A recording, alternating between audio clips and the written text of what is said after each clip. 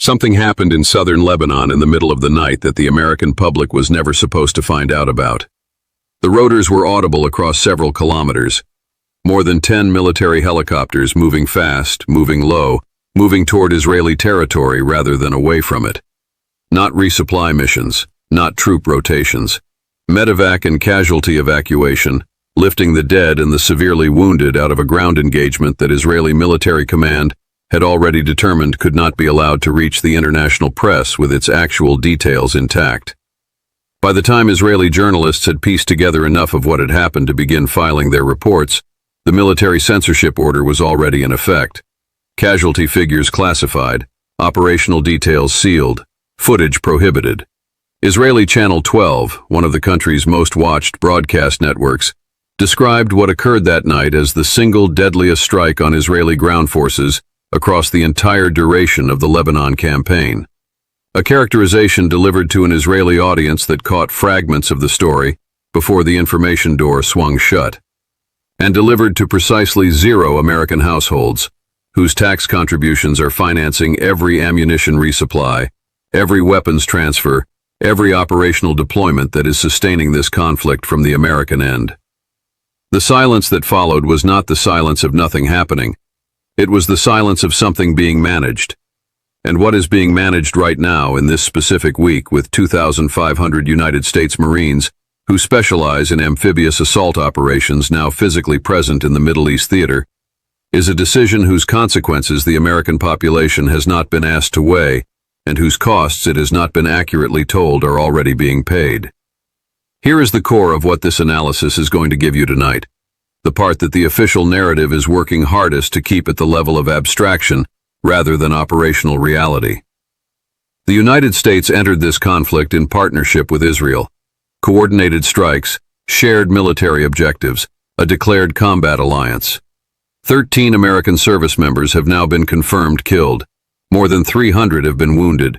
The Strait of Hormuz remains contested. Gasoline prices across the continental United States have risen by more than $1 per gallon from the day this began. And in the past week, Israeli Channel 12 reported that Israel has privately communicated to its own political and military leadership that if Washington proceeds to a ground phase inside Iranian territory, Israeli soldiers will not be participating. Not in a reduced capacity, not in a supporting role, not at all. You need to sit with that for a moment, because that is not a policy disagreement between allies. That is a partner that co-signed the check declining to cover its share of the bill at exactly the moment the bill arrives in its largest denomination. Tonight we are going through every dimension of what that means, the battlefield reality in Lebanon that explains why Israel has reached this conclusion, the deployment reality that tells you what the American military is being positioned to do, the diplomatic back channel that is running simultaneously with the public rhetoric of strength, the economic consequences that are already reshaping household budgets and farm planning cycles across America, and the question that every American with a son or a daughter in uniform has a right to have answered directly and honestly. Stay with us. If you are watching this channel for the first time, understand what we do here. We do not read headlines back to you. We do not repeat what you already encountered on cable news this morning. We go into the machinery, the operational reality, the strategic logic, the geopolitical architecture, and we give you the analysis that the governments managing this situation would prefer you never encounter with this level of specificity. If that is the channel you came here for, subscribe now, hit like, and turn on notifications. Because this situation is developing in real time. Every day produces facts that require this kind of analytical framework to understand. You need to be here for all of it. Drop your assessment in the comments. Tell us what you think the American people would decide if they were given the full operational picture of what their military is currently positioned to do. This community asks the questions that the official forums will not. 4 questions. The ones that cut through the press conference language and the carefully managed briefings and get to what is actually being decided right now in the rooms where Americans do not have access. First, Israeli officials have described their forces as fully committed across 5 simultaneous operational theaters: Gaza, Lebanon, the West Bank, and aerial engagement fronts against both Iran and Yemen.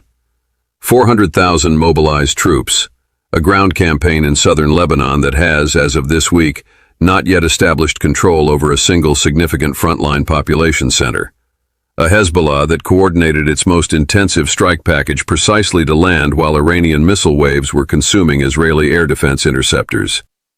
If this is what Israel's military capacity looks like 5 weeks into a conflict it entered from a position of preparation, what does it mean when that military tells its own media it cannot sustain participation in a ground phase in Iran? Second, 2,500 Marines with amphibious assault training are now in theater. The former CENTCOM commander has publicly confirmed that planning for a ground operation in Iran is underway at the institutional level. The president has discussed seizing Karg Island. The Secretary of State has said ground forces are not necessary, while the president has declined to rule them out. What does it mean for military planning, for force protection, and for the soldiers and families involved when the two most senior officials of the same administration are simultaneously advancing contradictory public positions about the most consequential operational decision of this conflict? Third, the foreign ministers of Pakistan, Saudi Arabia, Turkey, and Egypt convened in Islamabad this past Sunday without American or Israeli participation. Pakistan has been identified by multiple diplomatic sources as the primary intermediary between Washington and Tehran at this moment. Iran has publicly rejected the characterization of its discussions with any American interlocutor as formal negotiations. Meanwhile, diplomatic backchannels are clearly active. What specifically are the terms that each side is communicating through those channels? And what does Iran's insistence that any agreement covering the Iran front must simultaneously resolve the Lebanon front tell us about the strategic trap that Tehran has constructed for Washington? And fourth, a Reuters Ipsos poll published in the past week found that 7% of Americans support a ground invasion of Iran. Not a close split between competing positions. Not a slim majority against. 7% in favor. Republican Congressman Tim Burchett has said there is no congressional appetite for ground conflict with Iran. Former Congressman Matt Gaetz told a CPAC audience that such an operation will leave America financially worse off and strategically less secure. Democrats on the House Armed Services Committee have formally requested public testimony from Pentagon officials, stating that classified briefings have not provided adequate oversight of operational planning. When the people constitutionally authorized to know what is being planned say they do not have a complete picture, and when the population that would pay the human cost of the operation opposes it at a ratio of 13-1, how is this decision being made, and who is making it? Let us go into all of it.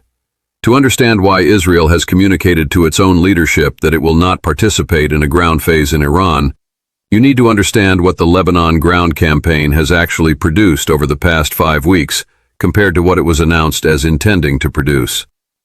The stated operational objective when Israeli ground forces crossed into southern Lebanon was straightforward in the way that military campaign objectives are always stated straightforwardly. Push Hezbollah north of the Litani River. Establish a security buffer zone of sufficient depth to end the rocket campaign against northern Israeli population centers. The objective was framed as achievable within a defined time frame against a Hezbollah that months of preceding Israeli airstrikes and targeted elimination operations had described as seriously degraded. The operational outcome through this week is something else. Observers with direct frontline contact have described the primary ground advance routes through southern Lebanese terrain as, to use the specific characterization that has emerged from multiple independent sources, a graveyard for armored vehicles. The combination of terrain that Hezbollah has spent 15 years preparing defensive positions in, anti-armor capabilities that Iranian investment has made significantly more sophisticated than the 2006 iteration of this same force, drone systems that impose a cost on IDF armored movement that Israeli doctrine did not fully model, and a command structure that survived Israeli targeting efforts in better condition than the official narrative admitted, has produced a ground campaign whose pace and cost are visibly inconsistent with the pre-campaign description of what it would encounter. A senior Israeli security official, cited by Channel 12 by name, has described deep institutional pessimism about the simultaneity and the scale of attacks being generated from both the Lebanese front and the Iranian missile architecture simultaneously. That is the language of a military establishment that is discovering a threat environment more complex than its campaign planning assumed. And then came the worst night of the campaign. More than 10 helicopters, not a combat air patrol, not a close air support package. Casualty evacuation, executing the specific mission profile that only occurs when the ground situation has produced losses that cannot be managed through any other means at the required speed. By the standards of this conflict's previous engagements, what those helicopters were removing from the battlefield represented an event serious enough that the IDF determined within hours that full military censorship was the only viable response. The censorship order is itself information. Military establishments do not impose full information blackouts on tactical engagements that are within the expected parameters of campaign planning. They impose them when the actual outcome of an engagement, transmitted accurately to a civilian population that is simultaneously being asked to sustain a multi-front mobilization, would generate a political crisis that the government cannot manage alongside the operational crisis it is already managing. 400,000 Israelis are mobilized. The economic cost of that mobilization, the households without primary earners, the businesses without key personnel, the agricultural cycles without the labor that executes them, is compounding across a population that was told the campaign in Lebanon would be measured in weeks rather than months. Israeli Brigadier General Israel Shafi, retired, has been direct in his public assessment. The Israeli public is experiencing war fatigue. A joint ground operation inside Iranian territory is not, in his assessment, a strategic option that serves Israeli interests or that the Israeli social fabric can currently sustain. That assessment from a senior retired officer with the professional credibility to make it reflects a military and political reality that the Israeli government communicated through the specifically chosen medium of allowing Channel 12 to report it to its own population. The question that Washington has not yet answered publicly is whether it received the same message. There is a specific logic to how military forces are deployed, and that logic is not difficult to read if you understand the relationship between force composition and mission profile. The 2,500 American military personnel who have arrived in the Middle East theater in the past week are not general-purpose infantry. They are not logistics or support specialists. They are Marines trained specifically in amphibious assault operations. The operational specialization of this force is relevant because it corresponds precisely to the operational scenarios that have been discussed publicly by American officials in connection with this conflict. President Trump's statement to the Financial Times that he is considering an operation to seize Karg Island, Iran's primary oil export terminal in the Persian Gulf, describes exactly the kind of objective that an amphibious assault-trained force is designed to execute.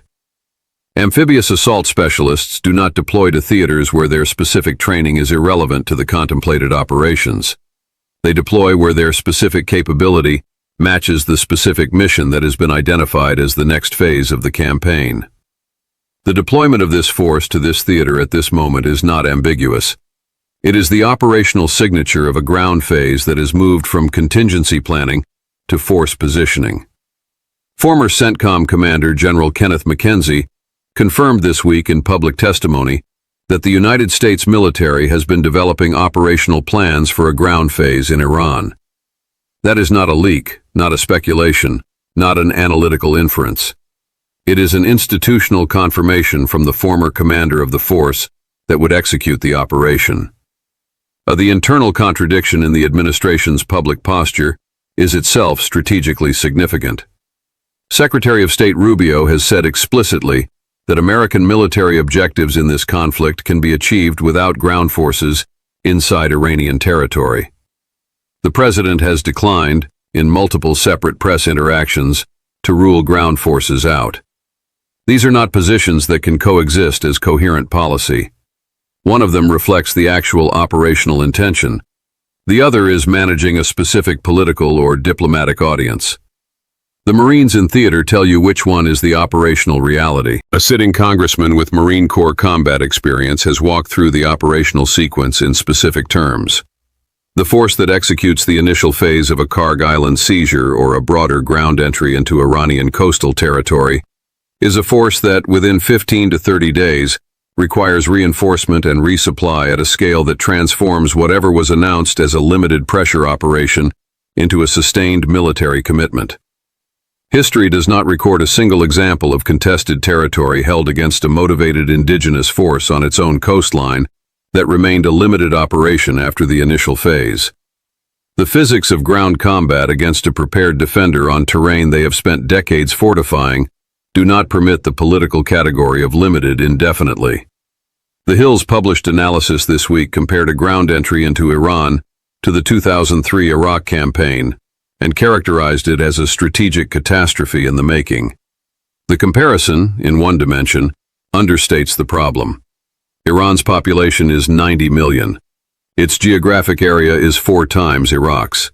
The Zagros mountain range, the Central Plateau, the coastal geography of the Persian Gulf's northern shore have absorbed invading forces across 25 centuries of recorded military history. The IRGC has not spent 40 years developing its doctrine and its defensive architecture against the contingency of an American ground assault in order to be unprepared for it. Pentagon wargame results for Iranian ground conflict scenarios are not publicly released. The analysts who have modeled them are consistent in their characterization of what the outputs show. And the country that was supposed to share the burden of those outputs has said its soldiers will not be present when they are generated.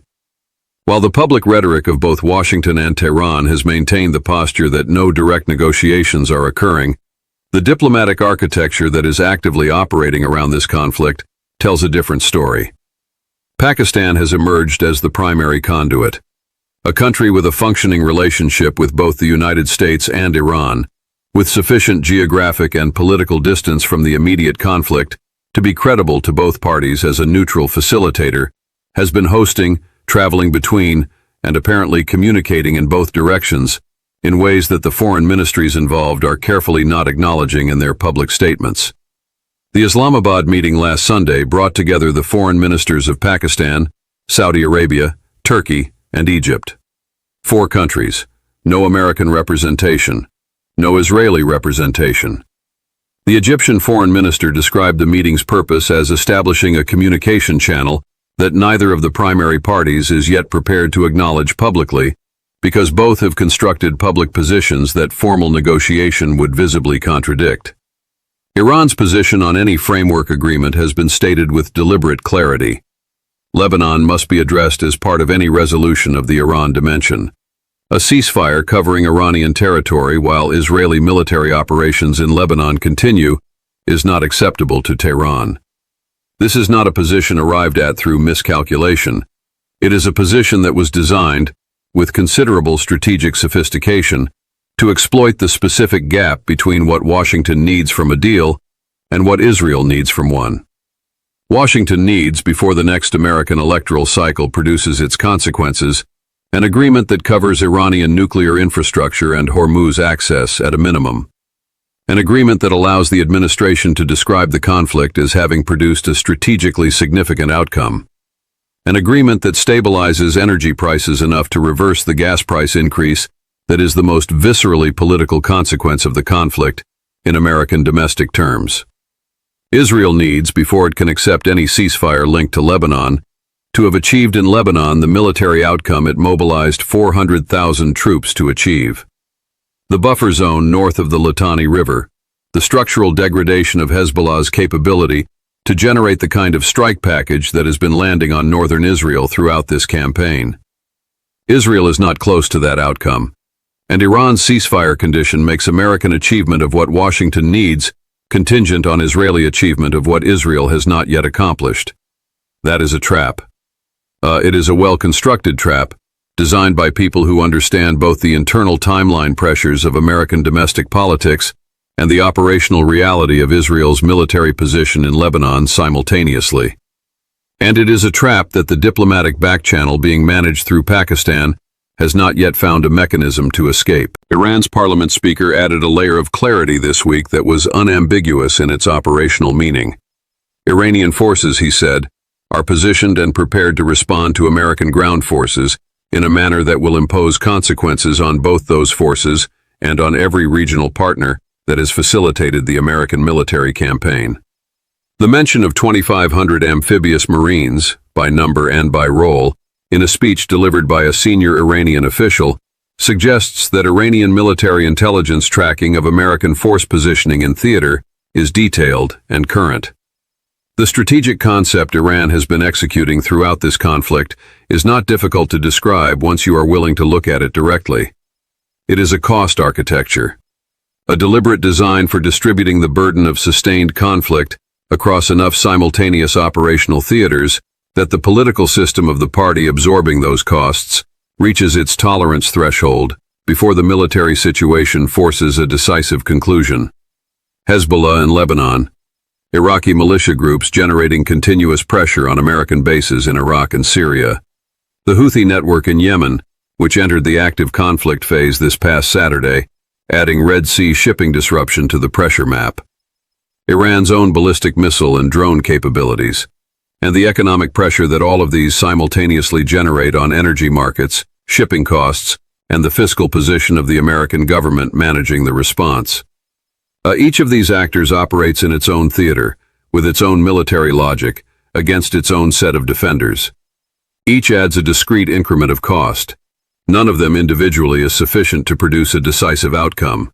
Collectively, they generate a cost rate that is designed to exceed the political absorption capacity of a democratic political system whose population elected its current leadership on a platform of domestic economic improvement rather than sustained regional military commitment. The Houthi entry into the active phase of the conflict this week is not a geographic expansion of the war in the sense of new territory being contested. It is the Iranian network activating another node in a cost architecture that was designed from the beginning with multiple distributed components. Each component adds cost. None of them can be eliminated by a single military action without simultaneously triggering responses from the others. The network is designed to be resilient against the specific kinds of military pressure that the United States is most comfortable applying. The economic costs are not abstractions. Gasoline is more than $1 per gallon more expensive across the continental United States than it was when this conflict began. Approximately 30% of global ammonia production, the industrial input that fertilizer manufacturing depends on, is exposed to the disruption of Gulf energy infrastructure.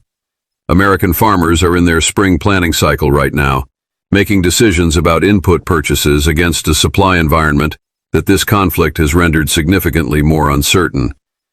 Supertanker charter rates have reached levels not previously recorded. Multiple major commercial shipping operators have rerouted their fleets entirely out of Gulf transit routes, adding cost to every product category that moves through those supply chains. These costs land on households that did not participate in the decision to enter this conflict and that have no institutional mechanism through which to register their assessment of whether the strategic objectives being pursued are worth the economic consequences being imposed on their budgets. The constitutional architecture of the American Republic places the power to authorize war with the Congress. The practical architecture of the American national security state places the decision to deploy forces, position assets, and develop operational plans with the executive branch and the military chain of command in ways that can outrun the oversight mechanisms the Constitution assigned to the legislative branch before those mechanisms can engage. Democrats on the House Armed Services Committee submitted a formal written request this week for public testimony from Pentagon officials. The basis of that request was explicit. The classified briefings these members had received had not provided them with sufficient detail about operational planning to discharge their constitutional oversight responsibilities. The people whose job is to know what the military is planning, who receive classified briefings for precisely that purpose, said publicly that they do not have a complete picture of what is being planned. That statement from members of the Armed Services Committee should be read with its full weight. It means that the most consequential operational decision of this conflict, whether to commit American ground forces to Iranian territory, may be moving toward execution inside an oversight gap that the constitutional system was specifically designed to prevent. The public opinion data is not ambiguous, 7%. That is the share of the American population that, according to the Reuters Ipsos survey published this week, supports a ground invasion of Iran. The partisan distribution of the opposition is not what the conventional political framing of this conflict would predict. Republican members of Congress have been among the most vocal in stating that their constituencies have no appetite for ground conflict with Iran. The dissent visible at the CPAC conference this week was not a fringe phenomenon. It was senior figures associated with the political movement that elected the current administration, expressing direct disagreement with the operational direction that the administration appears to be pursuing. The 13 Americans confirmed killed in this conflict are not an abstraction. Their families are processing the specific and irreversible reality of their loss. The more than 300 injured are managing the specific and ongoing reality of their injuries. These numbers represent the officially confirmed minimum, the documented floor of what has occurred in an active military engagement in which a full censorship order was imposed within hours of a ground strike, described by Israeli media as the deadliest of the Lebanon campaign. If the officially confirmed numbers represent the floor rather than the full picture, the ceiling has not been publicly established. The specific combination of facts that this analysis has walked through tonight is not a collection of individually concerning data points. It is a pattern. A pattern of an operational commitment expanding toward a phase whose scale and duration no public statement has accurately described. A pattern of public oversight mechanisms being outrun by operational timelines.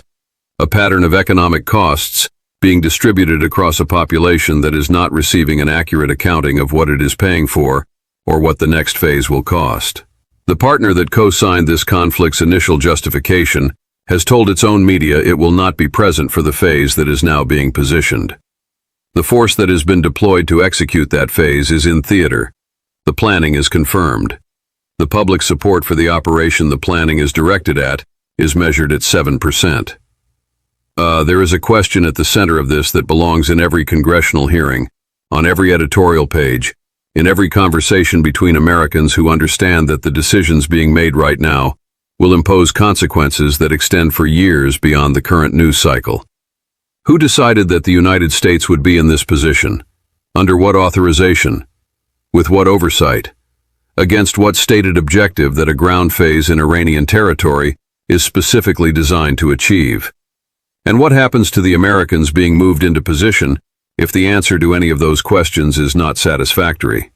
3 questions for the community. If Israel will not participate in a ground phase in Iran, does the strategic rationale for that phase, as originally constructed around a partnership model, remain intact? And if it does not, what is the actual objective that 2,500 amphibious Marines are being positioned to achieve? The diplomatic backchannel running through Pakistan has not yet produced a framework that resolves Iran's insistence that Lebanon be part of any agreement. What specific development would be required to break that deadlock? And which party to the conflict has the most to gain from the deadlock persisting? And most fundamentally, when a Reuters poll shows 7% public support for an operation and members of the Armed Services Committee say they lack adequate oversight information about the planning for that operation, what does that combination tell us about the state of democratic accountability over the military decisions that are being made right now? Drop your full analysis in the comments. If this breakdown gave you the picture that the official communications are working to prevent you from having, share it, hit like, subscribe. The next development in this story is already unfolding. Stay sharp, and we will see you in the next.